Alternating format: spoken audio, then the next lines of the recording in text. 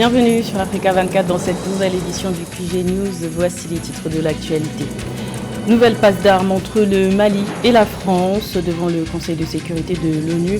Le Mali accuse la France de tentative de déstabilisation avec preuve à l'appui mais sans les dévoiler. Des allégations rejetées en bloc par la France. De nombreux quartiers de la capitale tchadienne, N'Djamena, sont sous l'eau depuis plusieurs jours. Ces inondations créent l'angoisse des populations riveraines, mais aussi des éleveurs nomades qui s'inquiètent pour leur cheptel. Et en Égypte, une réponse est apportée pour faire face à la rareté de l'eau et aux faibles surfaces agricoles. Il s'agit de l'hydroponie, une solution agricole intelligente qui permet de cultiver des fruits et des légumes sans terre, simplement dans le réfrigérateur d'une épicerie. Mais tout d'abord, le procès historique du 28 septembre 2009 se poursuit en Guinée. La journée de ce mercredi 19 octobre a été marquée par la première comparution de Aboubacar Sidiki Diakité, l'ex-aide de camp du du capitaine Moussa Dadis Camara, qui était à cette époque président de la junte au pouvoir. Aboubacar Sidiki Diakité, aussi connu sous le nom de Toumba, s'est engagé à dire toute la vérité. Il est longuement revenu sur les événements qui ont précédé la prise de pouvoir par le Conseil national pour la démocratie et le développement, avec à sa tête le capitaine Moussa Dadis Camara. En décembre 2008, Aboubacar Sidiki Diakité a demandé à Moussa Dadis Camara d'assumer ses responsabilités et de demander pardon au peuple guinéen. Également dans l'actualité, c'est ce vendredi 21 octobre que le capitaine Ibrahim Traoré va prêter serment en tant que président de la transition du Burkina Faso. Il deviendra ainsi, à 34 ans, le second plus jeune président à prendre les rênes du Burkina Faso, pays qui est le théâtre de fréquentes attaques terroristes depuis 2015. Pour rappel, le capitaine Ibrahim Traoré, qui a renversé le 30 septembre dernier le lieutenant-colonel Paul-Henri Sandaogo Damiba, a été désigné à l'unanimité le 15 octobre dernier par des assises nationales. Il est désormais en charge de conduire le pays vers une plus grande stabilité politique et sécuritaire jusqu'à la fin de la transition prévue en juillet 2024. Le torchon brûle entre le Mali et la France. Le Mali a une nouvelle fois accusé la France de tentative de déstabilisation et de violation de son espace aérien devant le Conseil de sécurité de l'ONU le 18 octobre, des allégations que la France rejette. Les autorités maliennes souhaitent un arbitrage de l'ONU. Les explications de Roberto Bogbe. Dans la salle du Conseil de sécurité de l'Organisation des Nations Unies, une mise en garde du Mali à l'encontre de la France. Abdoulaye Diop, le ministre des Affaires étrangères, accuse la France d'agression grave et d'espionnage. Le membre du gouvernement de transition critique également le silence des Nations Unies face aux manifestations successives des Maliens appelant à la fin des activités de la France dans ce pays d'Afrique de l'Ouest. Le gouvernement renouvelle sa demande d'avoir une réunion spécifique du Conseil de sécurité, qui lui donnera l'occasion de présenter des preuves concrètes des actes de duplicité, d'espionnage et de déstabilisation de la France à l'encontre du Mali, y compris le partage de renseignements et le largage de matériel au profit d'organisations criminelles qui sont à l'origine de l'insécurité et des violences contre les populations civiles. Les tentatives de déstabilisation et les violations répétées de l'espace aérien du Mali par les forces françaises, telles que le formule le ministre des Affaires étrangères, font suite à des précédents déjà condamnés plus tôt par Abdoulaye Maïga, le premier ministre par intérim du Mali, lors du débat général de la 77e session de l'Assemblée générale des Nations unies. L'ambassadeur français, Nicolas de Rivière, s'indigne et demande des preuves. Je regrette profondément les accusations graves et infondées portée contre la France de manière répétée par les autorités de transition maliennes.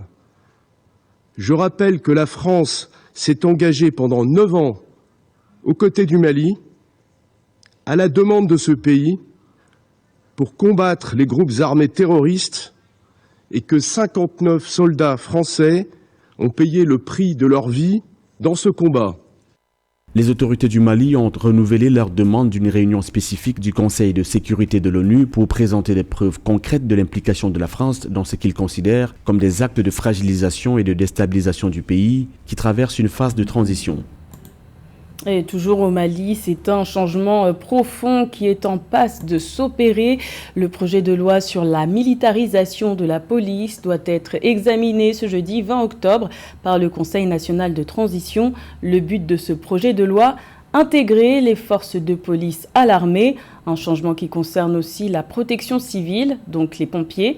De leur côté, les syndicats de la police nationale malienne attendent des précisions. Ils déplorent un manque de discussion et un texte porté de manière unilatérale. Il est à noter que si ce projet de loi est adopté, les policiers perdront leurs droits de grève et de revendication. La Somalie est au bord d'une tragédie d'une ampleur inédite depuis des décennies. Le nombre d'enfants en situation de malnutrition est en progression, ce qui constitue un réel danger. Les spécialistes disent que les enfants malnutris, ou plutôt en malnutrition sévère, ont jusqu'à 11 fois plus de risques de mourir de diarrhée ou de rougeole que les enfants bien nourris. L'UNICEF tire la sonnette d'alarme. C'est un sujet de la rédaction. C'est du jamais vu depuis un demi-siècle en Somalie. Un risque de mortalité infantile inquiétant a été décelé par l'Agence des Nations Unies pour l'enfance, UNICEF. Un enfant par minute est admis dans un établissement de santé pour être traité pour malnutrition aiguë sévère. Les derniers taux d'admission montraient que 44 000 enfants avaient été admis dans des établissements de santé en août dernier. Donc c'est 1 par minute. C'est un enfant dont la mère a marché pendant des jours pour obtenir de l'aide, un enfant qui se bat pour survivre, un enfant dont la vie est bien sûr en jeu. Début septembre, l'ONU a averti que 2 districts devaient faire face à la famine au 4e trimestre 2022.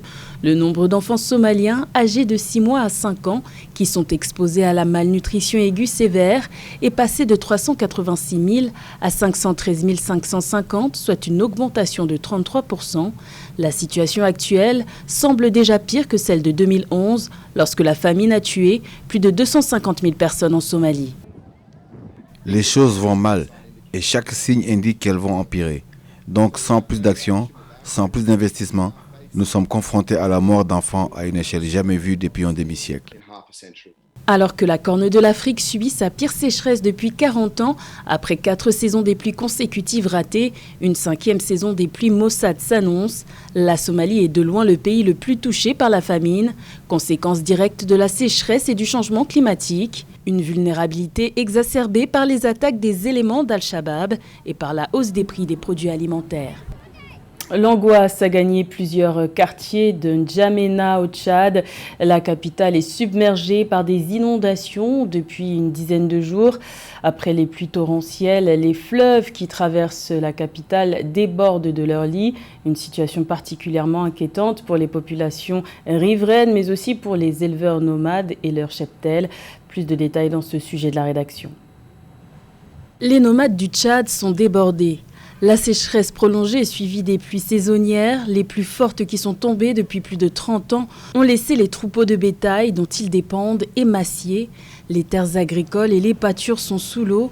Dans ces conditions, impossible d'assurer la production, pourtant source de subsistance. Comme vous venez de le voir, j'ai essayé de traire 6 vaches, mais je n'ai pas réussi à obtenir ne serait-ce qu'1 litre de lait. Elles sont stressées, malades et mal nourries à cause de la sécheresse et des inondations. Les troupeaux ont parcouru plus de 2000 km en quelques jours pour échapper à l'humidité des crues et il est difficile pour les vaches de produire du lait pour nous dans ces conditions.